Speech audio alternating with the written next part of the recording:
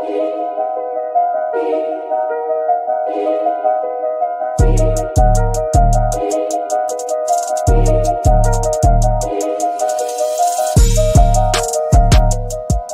to the Smash Masters podcast, hosted by Stefan Eschi and Nick Priest.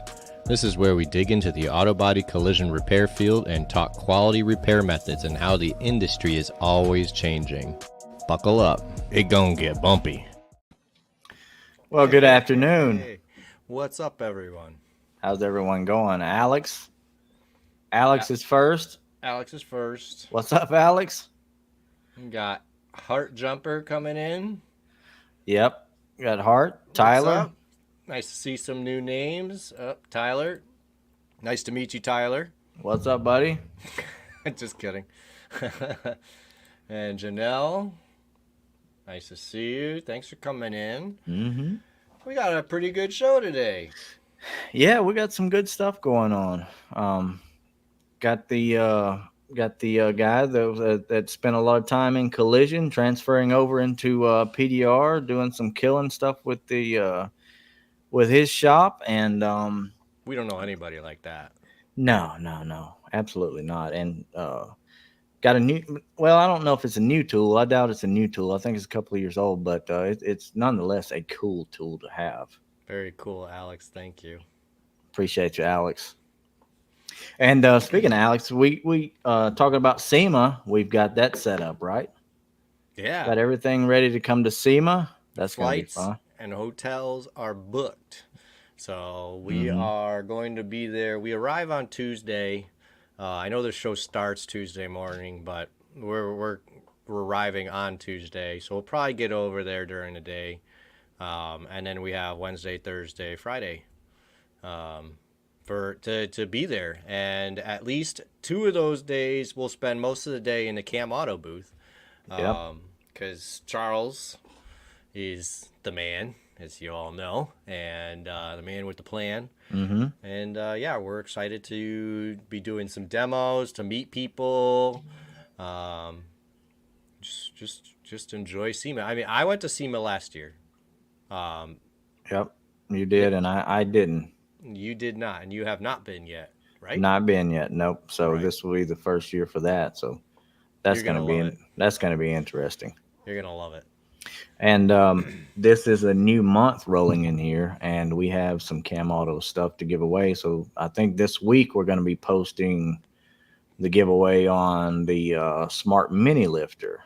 Yeah. So if you guys are in here, need some tools, man, look for that, because I just had an idea. We didn't talk about this. Just now. Just now I had an idea. Okay. So I'm thinking we'll do the regular Facebook post for the giveaway. But then if you want an extra bonus entry, you go and follow us on TikTok. Oh, okay. Extra bonus entries on TikTok. That sounds good. I think that's give you an advantage. Yeah. Those of you that already follow us on TikTok, you're already good with that. You just got to enter on the Facebook giveaway. So. Okay. All right. That'll be fun. Yeah, we need that 1,000 followers so we could go live on there and reach more people. Yeah, exactly. I mean, but TikTok's the big thing right now. So, we'd love to go live on there, but they have that rule that you need at least 1,000 followers to go live. So we'll get there, I'm sure. Hey, Brandon. Yeah. Absolutely, we'll get there. How you doing? Oh, we're just doing lovely. Loverly. Nice to see you. Let's bring Jerod in. All right, let's have a look at Jerod. What's up? What's going on, guys? Hey, man, nice to have you. Nice to have you. Yeah, thanks for having me on. Yeah, absolutely. So you're in Arizona. Yes, sir. Like the Phoenix metro area. Okay. Phoenix. Okay. All right. I have been to Arizona, actually. I stayed in Sedona, Rocks, and in Phoenix. What's up, Case? So I've been into Arizona. It's been a long time, but it was gorgeous there. Yeah. Just absolutely gorgeous. It's nice in the winter. Don't come in the summer. Oh. Yeah. It's a little warm. You glue Today's pull pretty it. muggy and like, I don't know, 112, 115, something like that. Mm-hmm. Mm-hmm. So I just saw. Hold on. Danny said he's glue pulling aircraft. Yeah, That's cool. that is cool. That's on my bucket list to get called for an aircraft someday. Yeah. So have you glue pulled any aircrafts or anything, Jared? I've done a couple like small planes, and then I did a 747 leading edge of a wing. Oh Wow. wow. So Wow. that Well, was way thicker than a light airplane. well, Brandon's comment stands corrected here. Yeah, that's true. Right. Jared's a badass. Yeah. Yeah, right, absolutely. What's up? What's up, Gene? Yep. Gene Daniel? did a jet once. Damn. Yeah, man, that's awesome right Well, there. if anyone can I don't glue know. pull something, it's Gene. So Yeah, we know a guy that does some glue pulling. Yeah. Yeah, it was that 747 was not a fun time. I don't think that I would do it again, but they were in a hard situation and it worked out all right, but You kind of it got to was try not it at least soft. once, though, right? You got to give Yeah, it yeah, one good go. yeah. yeah. Right. So, like you started out in a collision shop, right? So, give it. Yeah, What so is I've the? been in go ahead. No, I was gonna say, yeah. Give us a rundown of that. Tell us what that's kind of like. I know you're on the Ginger Rose podcast, not too long ago, and you Yeah. gave that whole thing, but and Yeah, that's I'm sure cool. there's Um, we, different. yeah, we love the Ginger Bros, and they do a fantastic job. Yeah. But you get to tell the story again. So So I've been in some facet of collision repair since '01, and just started out at a dealership body shop and then mostly independent body shops. I worked at and owned a custom like hot rod body shop for a while. Got to do some primarily like I said on the body side, but some Redler like Elite 8 award winners and some America's Most Beautiful Roadster winners, and $300,000 motorcycles, and just a bunch of stuff. And then went back to the collision side. I was fortunate to work for a really good shop down here, which is the last shop I worked at before getting onto my own as PDR. And we used a CRM called Phoenix Solutions. So while I was running that, we were ranked #1 in the nation, which was a pretty cool thing. Always just like put the repair first, and Awesome.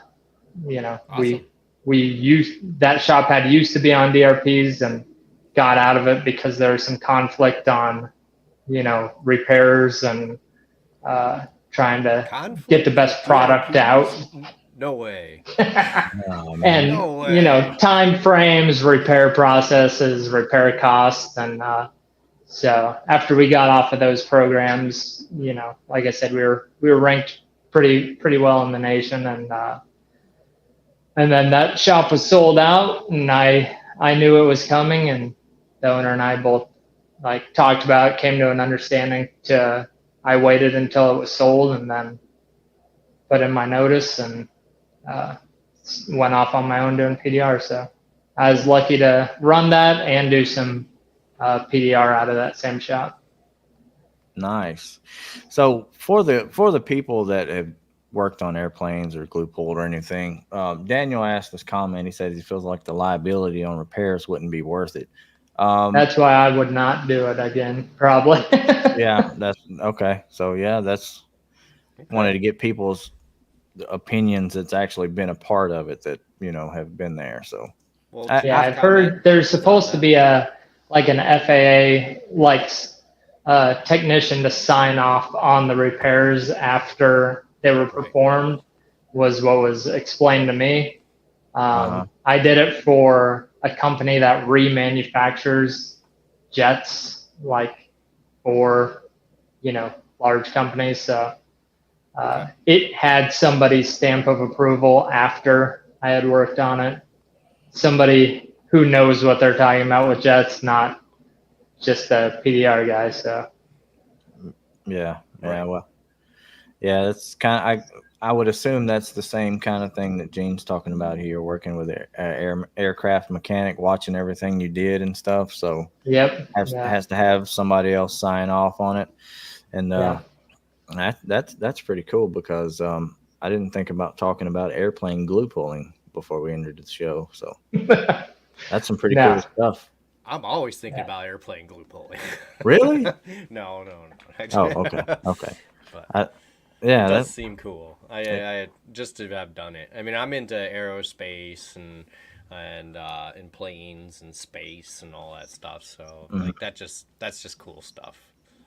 So. Yeah, it was a cool. The place I did the 747 was a really cool place because they rebuild entire jets there. So it was, like the size of, I don't know, like 4 or 5 like Walmart buildings all together, and they have different areas for engines and components, and so it's dismantled jets and refurbished and put back together. So it's pretty cool.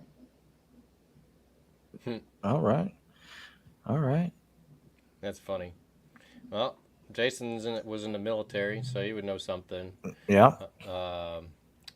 Alex, now I'm thinking about airplane dent pulling. Yep, Danny is doing it at the moment. He said we'll chat later. That's cool, man. You do you. I appreciate you dropping in. Yeah, man. Hi. Not until TIs and science catch up. Yeah, I mean, there's elasticity to metal. There's all sorts of things, and yeah, when you move it, it does change a bit. So I understand. I understand. They do their research and everything, and maybe needs to be redone, researched, but updated standard operating procedure. Yeah, I wouldn't want to put myself in any kind of liability situation. So this is all good. Yeah. This is all good info. Because if somebody had asked me yesterday if I wanted to do a dent on a plane yesterday, I would have just driven over there and did it. So now I know. Lots of things involved. Yeah, Tyler's pulling the 747 in. Science does play a big role. Science. Yeah. Yeah. Yeah, absolutely it does. Well, so you did the collision work, and do you still do collision work? Yeah. I'll do some like very minor collision work, through insurance. A couple weeks ago, I think Nick was actually on a live, and we were chatting a little bit back and forth. But I did I forgot which insurance company, but it was a side swipe, and I was able to PDR fender, front door, crease all the way through it, and just like prepped it out because it went through the base coat or through the clear end of the base. So I was able to PDR it all and prep it to 800, no primer or anything, but it did need sprayed. So then I had it sprayed, and it was a pretty quick, clean thing once you get through battling the insurance company. But that adjuster was actually pretty cool. He understood like a conventional repair would have needed blending the rear door, which had a bunch of one-time use parts. So he got those dollars to match up pretty well, even though I was able to minimize how much paint work needed to be done on that repair. Yeah. That's nice. I mean, that's what I'm doing right now. I'm still in a collision shop. So I attack every repair that way. I reduce the repair area, I reduce the amount, and if I could save a blend, I ask for more time, because I deserve it. I just saved you a blend. So it's or I'm taking out little dings and dents on blend panels and stuff as customer courtesy. It's very cool using these skills in the collision setting. There's very few people doing it, especially as an employee at a shop. I think mostly it's still done kind of sublet, Yeah. so. I used to do a ton of those as a employee, just taking out dents and blend panels just for free or knowledge or practice or however you want to look at it. Yep. Yeah, Yep. I'm still learning, I mean, I only started, oh, okay, cool. I'm still learning. So at PDR, I mean, I've been doing PDR maybe a year now. So I mean, I can glass out some stuff, but it takes me quite a while. So any amount of practice I can get to build up the experience and get things going like without even thinking about them, that's what I'm focused on. So Yeah. that's, I mean, I am not a fast technician. So like there's some guys that are super quick and it's really impressive to me, but like it takes me a little while and sure. just looking for the end result. You take on some nasty stuff. Yeah, dude. I'll take on some nasty dents. that Toyota tailgate was pretty nasty. Yeah, it was a lot worse than the customer's photo. Yeah, the customer's photo did not make it look very bad. Sorry about that, but yeah, this is your tailgate video. I mean, let's go back to the beginning because it was nasty. Look at that. I mean, yeah, it was way worse than the customer's picture, and then I had paint damage, and I was like, "Why are you even doing PDR?" But he still wanted it PDR'd, so. Yeah. And those tailgates are just like Toyota tailgates. I think pretty much every tailgate, just they're thick. They seem to use a little bit thicker gauge, and then they're still like the high strength steel on the Toyota. So they're super difficult. They'll battle you. Yeah, for sure. No, but and I could only even though his photo looked much lighter once it showed up, I really couldn't justify much more as far as the PDR cost, especially considering the paint damage. It was like, at this point, you might as well just paint it. You're going to probably have it touched up or painted after anyways. Right. So I got what I felt was kind of everything I could out of it, where I felt comfortable, and then just work through it. That's a killer job, though. When jobs like that come through and you see Brandon posting that tailgate he did recently on aluminum, and killer jobs come out like that, dude. That's something else, man.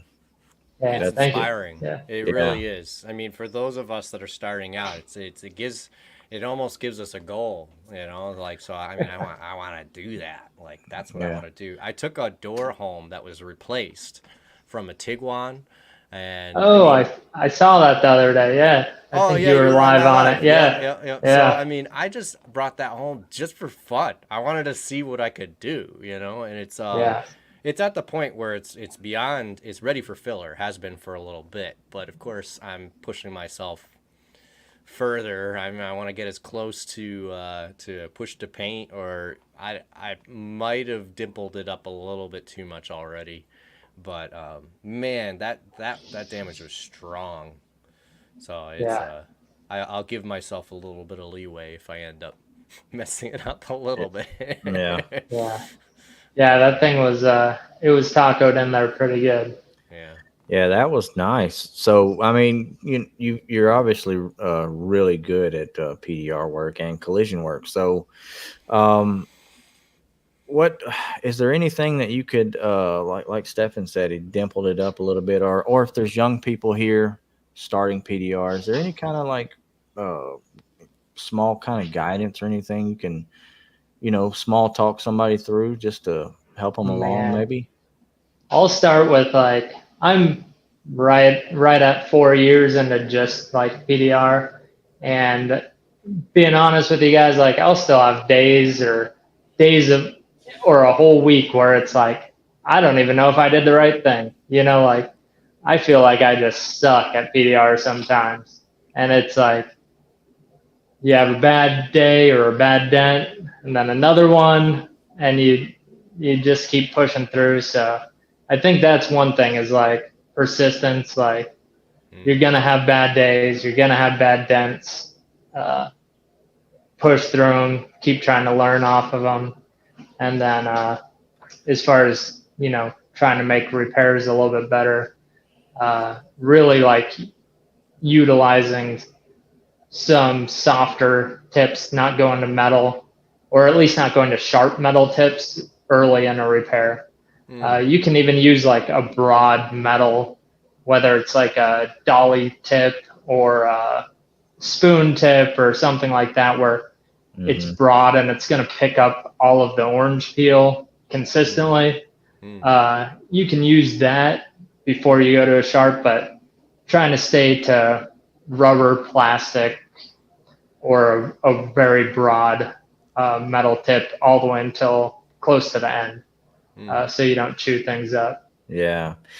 So if you get you start tackling stuff with like a little BB tip straight off the bat, man. You're just gonna chew it. Yeah, you're chew it up. Trouble. That was one of the issues I was having before I went to train with David, and he got to me using the soft stuff and for much longer than I thought I had to, and it changed the game. It really did. So no, I totally 100% agree. That's a little inside joke there from Brandon. Yeah, it is. It is. And Hart says he feels that on that stuff. So get some good plastic cushiony type tips, some soft tip tools, and go at it with that. And don't let one bad dent that you couldn't finish all the way kind of make you want to go the other route just because of that. So okay. Sometimes it's sometimes it's like, I don't know if it's me just hyper like analyzing, like, you're looking at an overhead shop light 40 feet away, 20 feet up in the ceiling, and you're walking the orange peel versus like you pull that thing out and 99.5% of people would never see it, but like it's still like is in you to like try to get that little bit out. And it's a balance, you got to find that balance of like what's right for the car, what's right for the customer. Is it really better for like a flicker of orange peel to like repaint a quarter panel versus saving it? There's, I don't know, I feel like there's some trade-off between like a bad collision dent that you're PDRing versus like going conventional repair. Okay. Yeah, I'm learning those levels where you really, I mean, I feel because I'm over critiquing my work 100% because I've always done that. And with PDR, it's tough because you just don't end up stopping. You just keep going, past where you should. And I'm starting to find that happy place where it's like, okay, turn the light off, take another look at it. If you can't find it, move the hell on. Move on to the next one. I'm starting to get that, and especially, oh my God, the wholesale work. The wholesale work drives me insane because I do PDR on the weekends, Fridays and weekends. I have an LLC, and I have a couple of local dealerships, and it's I had to get used to. At first, I was overcharging. They were paying, but then I'd get it and I'd glass it out, and I'd realize that that's not what they were looking for. They were looking for just make it better, and we really only want to pay $69 a panel. So make it work. It doesn't catch your eye. Right. And so all right. So I'm starting to get it. Yeah. But then again, like if it's something that's like a soft, I don't know if I'd say typical door ding, but like a normal soft dent, like you should be able to get it out where, basically nobody can find it. But you get into something that's like a BV shot or a stretch dent or a sharp sharp edge, it's like I think you're gonna have to be okay with some imperfections. And I get caved for a indoors lot with of us, fenders. that's a hard thing to Yeah. eat. Yeah. It is. It is. But yeah, no, I'm getting it. Daniel gets his wife to check his work. I wish I had someone to check my work. You say that. Well, I did it today and it was nice because all right, so I finished the hail car and I told myself in the morning, I said, I'm gonna switch this to a push to paint. That way I can knock it out, get to the next one, and they'll just paint the roof and the hood. So I finished and I went to the manager. I'm like, let's switch this to a push to paint so paint has something to do. And back there, he's like, well, they got a few jobs. Let me come look at it. And he comes and looks at the car, and it's a black car. And he goes, he's like, this doesn't need paint. I'm like, you sure? What about this? He's like, I didn't see it till you pointed it out. No one's gonna see that, you know. Like I'm just like, but it's in my head. It needs paint. But yeah, I like having someone check it. Honestly, I'm overcritical of myself. So whenever I have someone check it, everybody always goes, no, that's great. It's like, okay, so I need that. You need some extra reassurance. I guess so. I mean, Danny Hacker said I needed to be more sure of myself, I guess. Confident.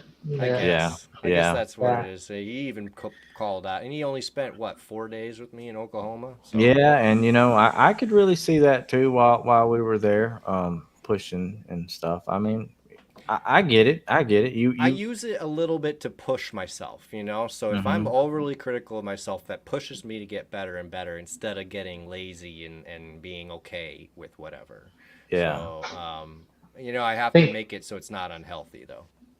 Yeah, I think most good PDR techs have that in them, though. Otherwise, they're not going to grow. They'll be the just like the hack gypsy dent guy in the neighborhood, or the very low end wholesale guy for forever if they don't have that drive to improve. So. Right.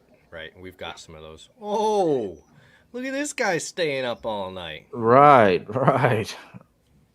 This guy right here. I knew it. What's up, Clive? Clive is over in the UK. We appreciate you staying up, bro. Absolutely, we do. Yeah, we love having you here. Yeah, he's recently been starting glue pulling some heavy stuff and getting in that line. So that's really cool to see him advancing his skills and stuff. Yeah, and, I mean the whole lateral tension, to open things up and relieve tension is, although it's not like a new concept, it's gained a lot of traction over the last couple of years, and that's just so big for large damage. It sounds kind of stupid if you think about it. You're just gluing a rope to a piece of a panel and then pulling it out. Like, wow, why didn't I think of that? But it's so cool. Yeah, it is cool. Yeah. I mean, it really is, and it helps get the panel back into shape. Gregory, what's up, buddy? He just got a L2E kit set up over at his shop, and man, yeah, he did. That's right. I saw a video of that. Yep, absolutely. So very cool. Did Gregory? You could tell us in the comments if you had your Kiko training come by yet.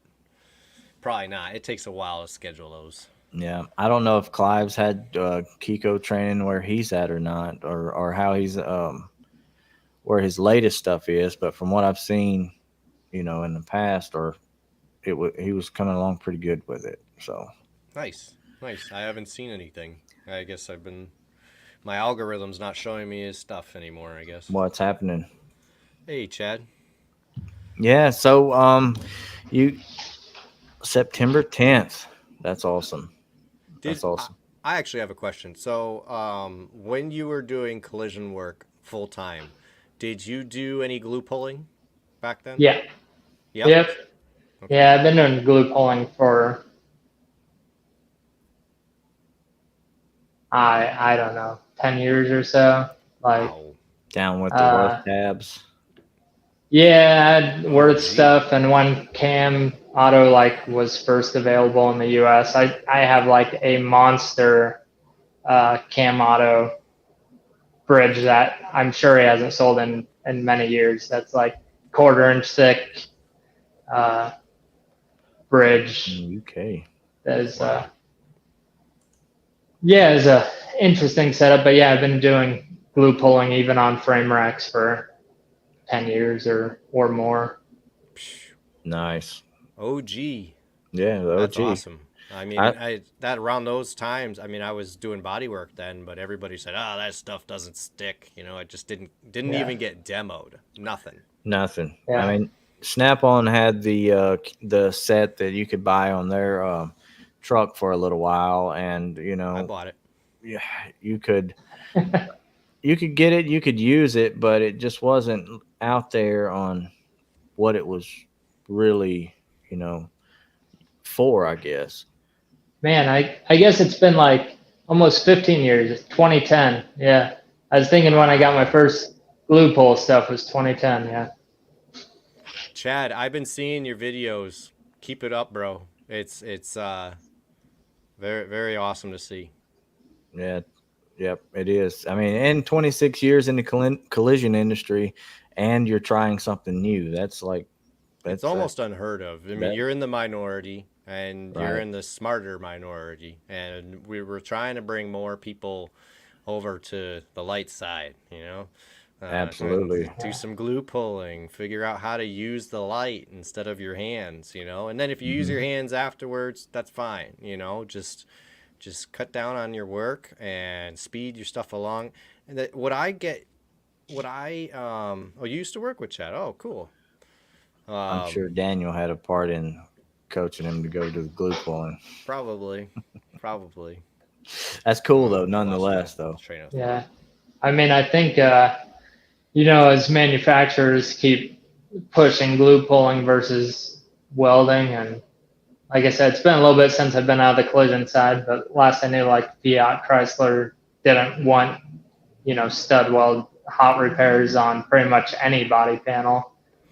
So as more manufacturers and groups manufacturers go that route, it should just keep increasing, but there's always going to be people out there repairing them, you know, however they want, regardless. So.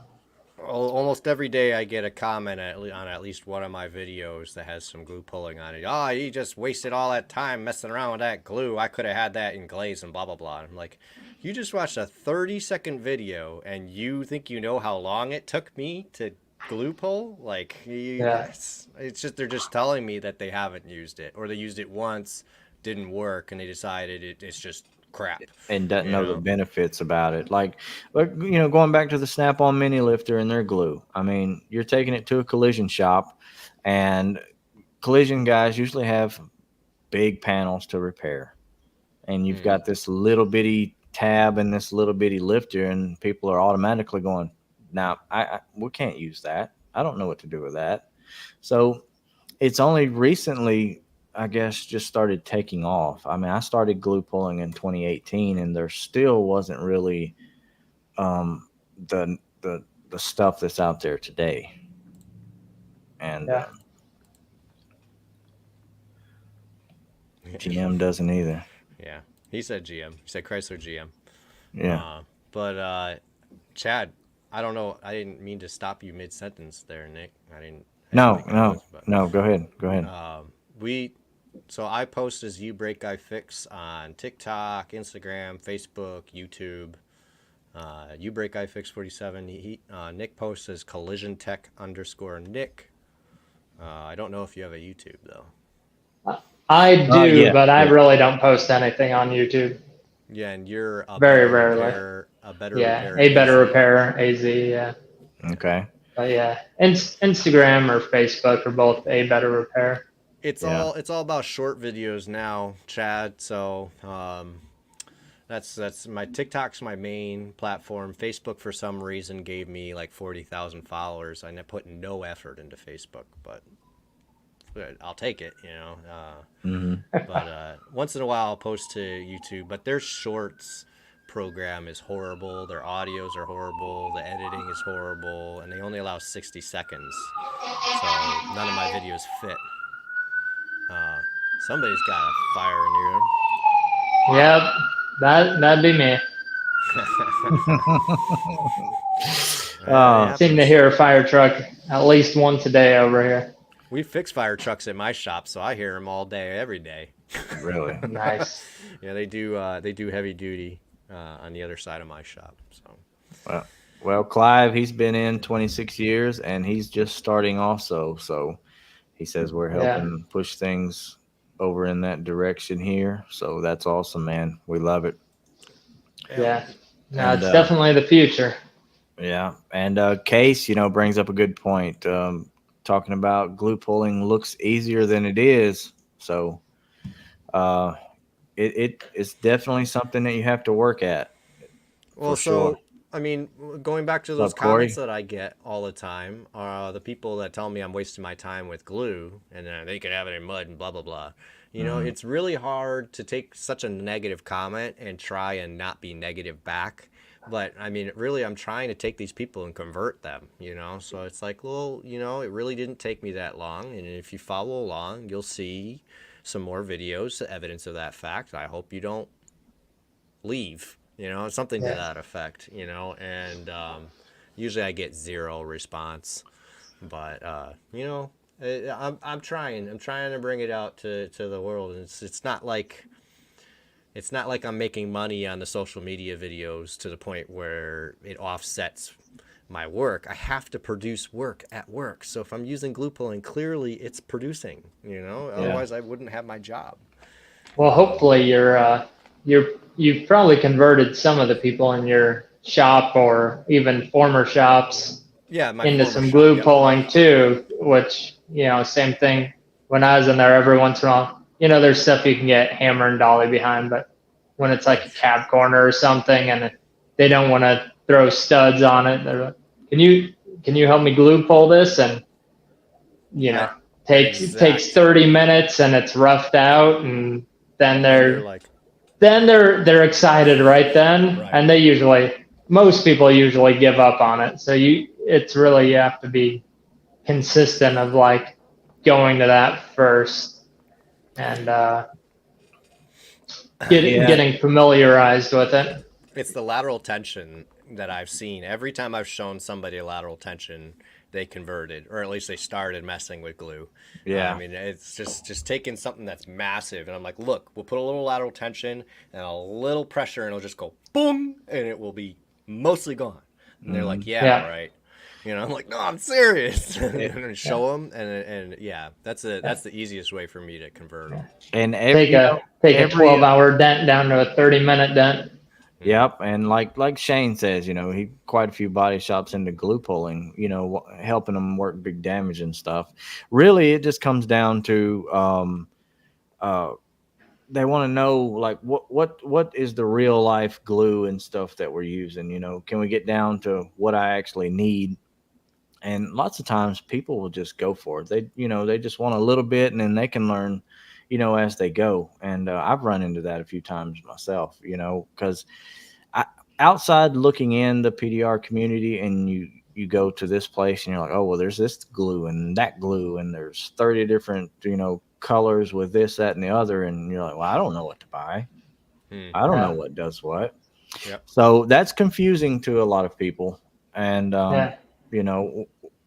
we're trying to make our case with a few things and a few stuff that we like to enjoy. So, man, without any bias, if it has collision at the end of the glue, it's probably all right. Anson has one, Cam has one. Yep. Metal Medic has Kiko has one. Metal Medic has one. If it has collision at the end, it's probably got the strength you need for at least a lateral tension pull. Yeah. I mean, I tell everybody there's lots of different kinds of glues, but there's basically two kinds of glues. There's the collision and which is more of a slower setting but more flexible glue, and then there's the mostly PDR glue, which is faster setting, more brittle glue. And I mean, depending on what you're doing, choose your glue, and then each company makes. There's a whole bunch of various different types. You have hot weather, cold weather. Yeah, then you can dial it into that effect. But I love all these comments coming in. Hart says he's struggling with glue pulling. I'd love for you to just, stick around. You say you follow me, so you can send me a message with what issues you're having, and I'll try and work out with you what step of the process you're missing. But if you want to check out the process that I feel is the best one, Kiko 6C process, just go to pull2paint.com. Pull2paint.com has a perfect layout of the glue pulling process, completely free, all put out there by Kiko. So that's that's where I would start. Case is trying to help Hart. Yeah, I love it. Very nice. And Chad bought a L2E system, K-Power bars, using them in body shops. Yeah, I mean, it's not going to be long before that's going to be the dominated way to work on cars. Kind of like, and when you would drill holes and kind of weld them up or whatever people did, use fiberglass and just fiberglass over them to stud pulling, dent pulling, that kind of way, to now it's going to be glue pulling, tabs, tension bars, all that type of stuff. Just like it was probably 2 or 3 weeks ago, I was in a body shop for to save a cab corner with glue pulling, because cab corner can be a pretty invasive repair. Yeah. And it was a newer truck, so they wanted to save that. And while I was there, they were showed me this smashed Camry quarter panel, and I was like, man, that Camry, he was like, I'll buy you lunch if you could save that. That quarter panel's on back order for a month. And I was like, that quarter panel is way easier of a repair than this cab corner is. The quarter panel's got a bunch of surface area. You can pull it back. It's going to want to relax, to where that cab corner's tiny and compact. And it was a super sharp, fifth wheel turn type of hit. So all of the tension was in a ball, and it was man, the value in saving that quarter is way more than the value of saving that cab corner, to the shop, at least for the parts price. And it was way easier of a repair. So turned one job into 2 jobs, and the quarter panel, I thought, was about half as much time as that cab corner was, just because of the build and the surface area that you have to work with. Yep. No, I love that kind of stuff, and my current shop is using me that way to save all the panels that are on back order. So it's a perfect way to do it. I'm loving it. Yeah. I mean, that's my favorite part of the process. I love repairing. Saving all the factory welds and the factory panel and minimize it. I mean, I think that's a very valuable asset to the glue pulling collision hybrid.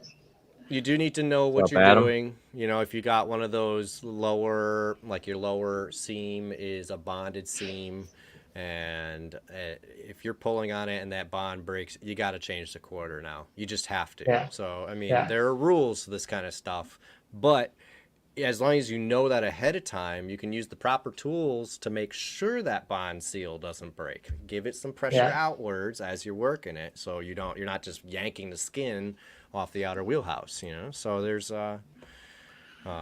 it gets complex, but when you know your stuff, it can be a lot of fun. It does, but there's way more tools to get stuff like that out now than there used to be. Used to, you could just take that stick or like a slide hammer and just kind of, knock that thing out, and you're kind of being damaging to the panel. But now, you can just lightly glue pull it and push on it from the backside with a porta power or something, and it releases way nicer than what we had a few years ago.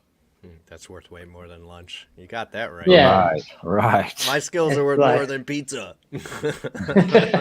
Well, it was a steak dinner and the pay, so not just lunch.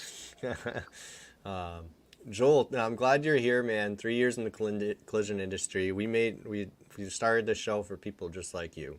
Absolutely, we did. Thanks for being here, man. Yes, hang in here, man. We got a lot of really talented collision and PDR techs in here. So, Not um, just that. I mean, we're bringing in some pretty cool things and some cool concepts, and we got some shows planned that are going to be well worth the wait. gonna be fun stuff. Yeah, yeah. A Yeah. little later on. Chad is writing us a novel. Okay. An insurance adjuster for Progressive told our manager that PDR is bad on cars because they rust out from the backside being scratched up by pushing. I guess the stud gun or Pro Spot resistant slide hammer doesn't burn the E-coat off the inside. Well, I'll tell you, the Baytag flatliner, if you have it set correctly, does not burn the E-coat off the inside. It does not burn the E-coat. You're right, but a soft tip tool doesn't scratch the inside. So Or even like a plastic sharp tip. You can get pretty sharp plastic tip and still not touch the e-coat. So yeah, And a lot of times, if you can reach it with a rod, you can reach it with a spray can, a primer. yeah, And if not Yeah. that, you can definitely get it Cavity with wax it, yeah. So yep. we have our What's up? corrosion protection means, Subly. and I would like to see more of the PDR community using cavity wax than I see.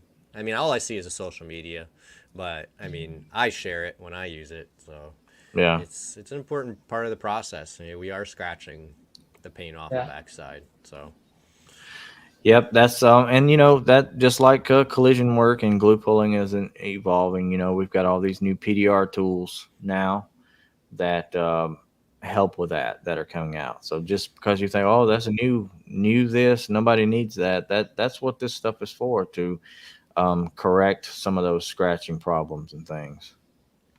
So Corey says insurance adjusters are uneducated to save the insurance company money. As soon as they Right. started doing that, the shop I Right. was working in at that when that basically started. I mean, it started just before I started in this trade, I'll guess.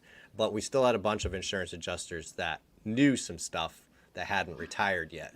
So once they started all retiring and getting out, and all of a sudden all we had were college grads that knew nothing, which is what insurance companies hire. My boss at the shop I was at, every time he had to explain something to an adjuster, he added them another supplement that added 0.5, educate insurance adjuster. Every single time. And he usually got paid for it. I mean, Really? if you're gonna put these people out here and you're gonna make me educate them, now that's more time. It took time. So Yeah. I'll educate them, but you're gonna pay for it. That's awesome. Would.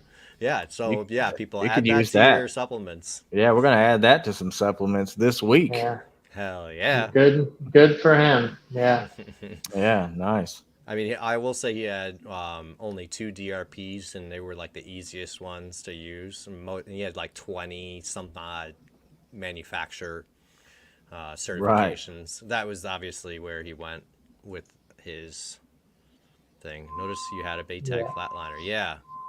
Yeah, they are. If they're set up correctly, I mean, honestly, if you look in the back, it does not burn off. And I didn't believe that. Before I used the Baytag flatliner, Juan Carlos posted about how it doesn't burn the backside. And my mind was blown.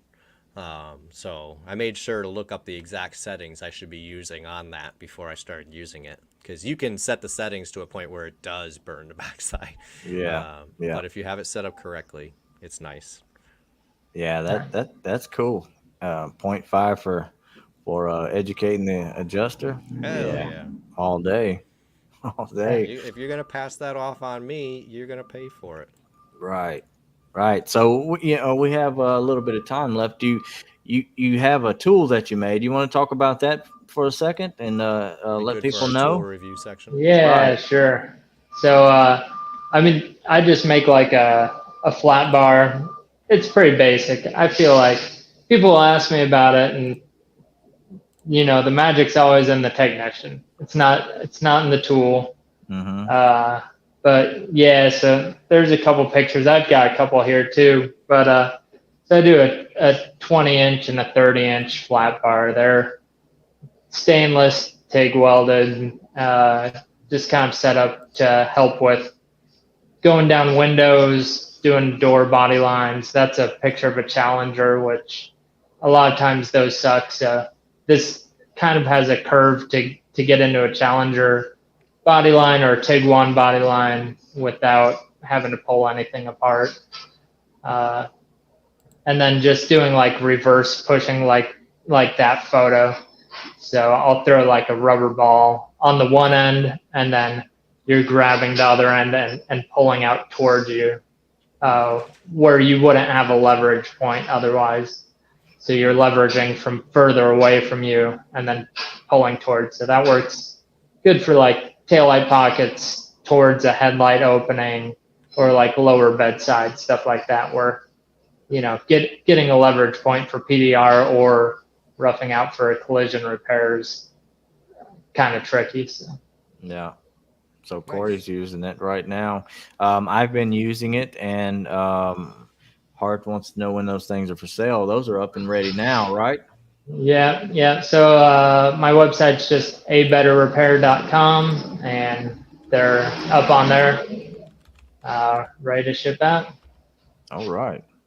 Just kind of tried to fill a need in between. So it seemed like there were a lot of flat bars that some were too stiff to where you can't bend them because they're made of like spring steel, and some that were a little too soft and they would just flex out.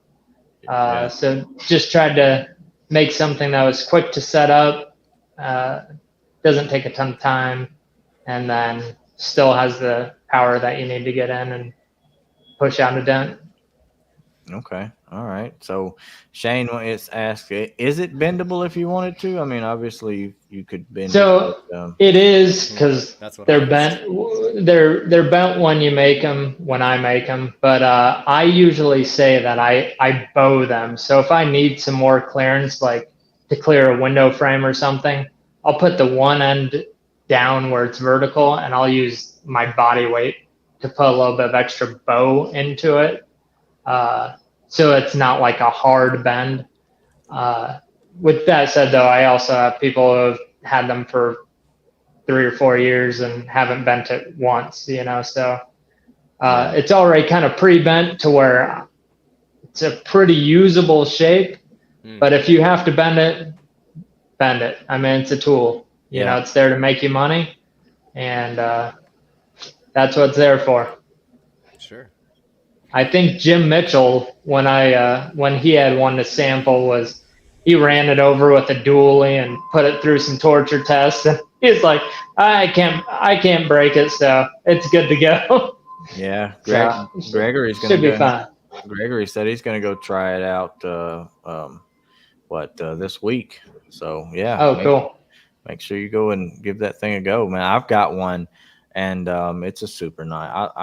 I use it anytime I can, so it's been well worth it. It's a really usable tool, and to get you out of a tight jam, especially like going down those doors and stuff where you on that body line. I don't know how you come up with that curvature or that wide pushing angle, but dumb luck, or I don't know. You take it however you want, but yeah, it's precise, but it's still very broad. Yeah, it's nice. And Clive says it's nice. Would you by chance ship to UK or anything if people wanted to? Yeah, I've shipped them pretty much everywhere. Okay. Shipped them to countries that I didn't even know existed. So really, okay, all right, nice. So you can get them over there on your side, Clive, if you so choose. I know shipping to certain places they'll have some kind of hefty shipping costs or taxes, but duties. But if you're willing to pay the shipping, I'm willing to ship it out there. As I was looking at flat bars, I mean, I went through my PDR training, and David White told me about the dent dial, and I think he has one, and he showed it to me. He's like, you gotta get a flat bar, these are great and everything. So in my mind, I'm like, I'm getting a dent dial, and then I didn't. And somebody said, oh, you should check out a better bar. So okay, so I went and I asked, like, I think it was 4 or 5 different PDR techs. I said, all right, I want both. What should I get first? And all of them told me, I no longer use my dent dial. I just use a better bar. You know, so right away. I still want both, but I'm gonna start by ordering a better bar. I've been putting it off forever, but I will do it this Friday because it's I need a good flat bar. I do. Yeah, I keep noticing a need for it. Just like Corey said, saves you from slipping because I can't tell you how many times I've got that one spot where you can only get a little angle and a little bit this, and every time I put pressure on it, just and I make a snail trail or whatever they call it, and Yeah. and then I have to knock all that down and everything. I definitely Sometimes in the that shopping cart. that takes as long to clean up as the dent would have. Right. You get sharp tool trail going through there, and It's an ugly thing. it can be tough. Yeah. Yeah, it is. Well, if you this one would be a good recommendation for me to try if you wanted to try out because I love this thing. Daniel's gonna Yeah. go make his own. He's gonna go make his own. That's what he does. That's fine. I had a guy in somewhere in the UK, and I forgot what it was, but like the shipping was like the same as a tool cost, and I just told him like, this is the stuff that it takes to make it. Like, I'm, by hand shaping the tips and everything, so you're gonna have a little bit of varied. But I was like, if it's gonna cost you $300 to ship it, like, this is generally what it is. Make your own. Like, don't worry about it. And it's like, I think tools are an investment, but again, it's the technician that has the magic. It's usually, not the tool. There's people in Brazil that can repair stuff with a broom handle better than I can repair it with 20 grand worth of tools, and it's just, it's the magic in the person, not necessarily what you got. So you're absolutely right. I see some pretty amazing things overseas. Yes, there are really cool stuff. Especially in areas where they can't get parts. Throw up that better bar discount code. We'll order them up. I can figure something out. But I was gonna say I do have. I don't know if Nick's used it like this yet, but one thing that I kind of try to do on these. Oh, the camera's like backwards, so it's hard to see. But I'll throw like a handle in where it's perpendicular up top here when I'm going in a window. Yeah. And then you can get this like kind of broad pushing tip onto a body line. But your shoulder, you can get your eye like down to the body line height and push with your shoulder instead of your hand being like way up high where you have no like strength and power. And it's so much more ergonomical and so much easier on your body than having your hand way up top. I like it. Good tips for the better bar. And if you want to throw up a discount code or not, you ain't got to do it now, but just to kind of get one drummed up for these guys. We'd love to share. Yeah, I could do that for you guys too. If not, I feel like they're very fairly priced, honestly. I mean, they are. They're. I feel like once the guys actually get them, using them, they'll feel good about it. But yeah. Yeah. Are you guys going out to PDR Expo? I know you've kind of talked about it here and there on the fence. No, I don't think we're going to really just have time to hit. We decided on SEMA instead this year, and we're definitely going to go to MTE. So that hotel's already booked. Yeah. For me, it was deciding between the two. MTE is a lot easier for both of us to get to. Yeah. And we just had a hell of a time last year. We won't want to miss James? it. We don't want to miss it this year. Yep. Maybe next year we won't go to SEMA, and maybe we'll do PDR Expo instead. Yeah. MT is going to be so much bigger, but yeah. So I think that's a smart choice between the two. Yeah. That too. Yeah. Like you said earlier, this has been my first time going to SEMA, so I'm going to go check some, that stuff out and see what we have going on there. And we have to go to MTE and hang out with everybody there. We met a lot of people there, a lot of fun stuff going on. I mean, I enjoyed it. I had a blast, and looking back on it, I mean, it's almost back around that time to go. Before you know it, we'll be back. So yeah. Yeah. Yep, they'll be coming up soon.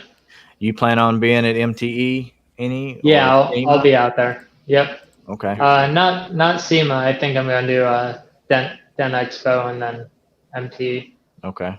All right. Well, that's awesome. We'd be looking forward to having some hangout time with you there. Yeah, absolutely. Yeah. Thank you guys. I mean, we certainly are a PDR podcast, but I think we're I mean, just like all three of us, we're born in collision. Mm-hmm. So we're kind of focused on that crowd and bringing these kinds of repair methods to the collision industry. So I think that was part of the reason why we decided to do SEMA. Plus, Nick's never been. I've never been. No. And you gotta see SEMA at least once. Yeah. You do. I mean, SEMA's it's insane. You're walking for, I don't know, 20 miles over like 3 days, 25 miles. It's pretty nuts. Yeah. It's nuts. Yeah, Shane, you better be there. You weren't there last year. Nope, you weren't there last year, but we're gonna hang out with you. And if you need some help doing hail work, just let me know. No, let me know. What? I'm closer. Okay. I got family in DC. Okay, let Stefan know. All right. Let him know. So yeah. You're already too busy, you said, Nick. I am. I need the work. I am. Oh boy. Yep. Well, it's a good problem to have. Jared. Yeah, of course. Thank you guys. I really appreciate it. It was kind of last minute. I'm sorry for misspelling your name on the promotions. You can rest assured that happens to me all the time. Yeah, me too. I've never gotten a gas station keychain. They're never spelled right. So I've gotten them with a Sharpie writing in the right spelling. That's what I've gotten. My favorite part about watching this stuff with Stefan is watching people try to pronounce his last name. The people try, they don't want to botch his name up, and then they're kind of sweating, and then they're kind of fishing for, clues, and it's fun. Looking at me for help. Yeah. It's Eshy. It's Eshy. Yeah. But anyway, you didn't know my last name till yesterday, Janelle says. Yeah. All right. Well, I'm going to stick you in the back room, Jared. Don't go anywhere. We'll say our goodbyes after I hit the off live button. Cool. Sounds good, guys. Thank you. Yep. All right. Yep. All right. That was a great show. What do you think? That's pretty good. Pretty good stuff. I mean, we Alex agrees. Yep. We try to do have some collision, glue pull, all the stuff that we all like to do. Tool review in one show, and I think it was a good show. And Jerod definitely has some really cool stuff. And we'll for the guys that want it, we'll try to get a little discount code, and maybe you can have better bars for yourself. Wow, you guys have a good night. You guys are awesome. Yeah. Yeah, we appreciate you guys stopping by. You make me feel all warm and fuzzy. And if anybody happens to be at SEMA, hunt us down. We'll hang out with you guys. Yeah. It's going to be fun. Clive's still up. Go to bed, Clive. Yeah. I appreciate it, though, man. That means a lot. I really do. Thanks, Janelle. Thank you. All right. We'll see you guys next week. Yes. Yep, we will. Have fun. Have a good one. Bye-bye, everybody.